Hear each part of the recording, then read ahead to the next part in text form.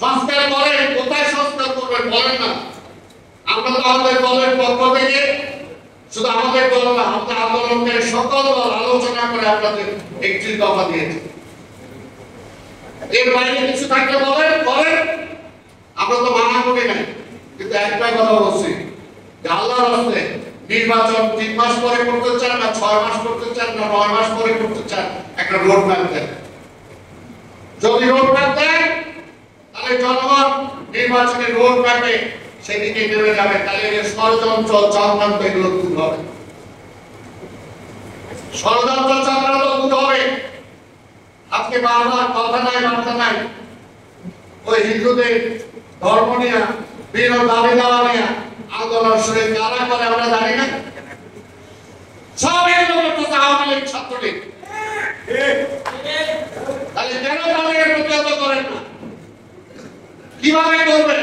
কারণ প্রশাসনকে আহ্বান করতে বললাম যে তারা পয়সা আছে, সেটা করে আর না হয় নির্বাচন দেয় তারা।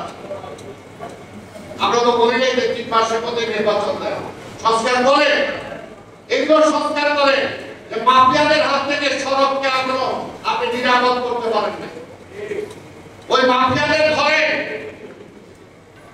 কোথায় এরা কোথায় করছে? এই সড়কের মধ্যে যারাই আছে, যারাই চাঁদাবাজি করে, যারাই লুটতরাজ করে, একজন ধরে বের করতে হবে।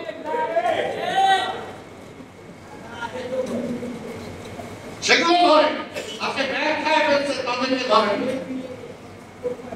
সমস্ত ব্যাংক লেবুর সুঘ্রাণ আরো বেশি, ত্বকের যত্ন আরো বেশি, চলে আরো বেশি। আপনার পকেটে কি বিদেশি না বাংলাদেশি? লুটপাট হয়ে গেছে, সেগুলোকে ধরেন না। আজকে এখনো একটা বাঁধাকপি ফুলকপি গ্রামে পাওয়া যায় 5 টাকা, আর কালার বাজারে 60 টাকা। কেন হয়? কেন হয়? এখন তো সেই মাফিয়া তাহলে কই? তাহলে এখনো আছে। বিএনপি কথা বলতে পারে না, বিএনপি তো আলাদা করে নেই। সরকার আপনারা, আমরা সহযোগিতায় আছি। ধরেন আপনার ভাগে সিন্ডিকেট, তাহলে ওই সিন্ডিকেট না ভাইয়া কিভাবে নির্বাচন দেরিতে করা যাবে? আগে দিলে যদি বিএনপি চলে আসে তাহলে তো হবে না। নির্বাচনের জন্য 15 বছর তিনটা টার্ম আমরা অপেক্ষা করছি। অনেক যুবক যারা আজকে প্রথম ভোটার হয়েছিল, ভোট দিতে পারে না এই পর্যন্ত। আবার ভোট আদি দিয়ে সরকারে পাঠাবো, এখন পর্যন্ত দিতে পারে নাই। আমরা তো বলছি হ্যাঁ সংস্কার দরকার। আমরাই তো বলছি যে পরপর 2 বার সিদ্ধ প্রধানমন্ত্রী হতে পারবে না। আমরাই বলছি প্রধানমন্ত্রী আমার রাষ্ট্রপতির মধ্যে ক্ষমতার ভারসাম্য রাখতে হবে। আমরাই বলেছি জাতীয় নির্বাচন তত্ত্বাবধায়ক সরকার ছাড়া হবে না।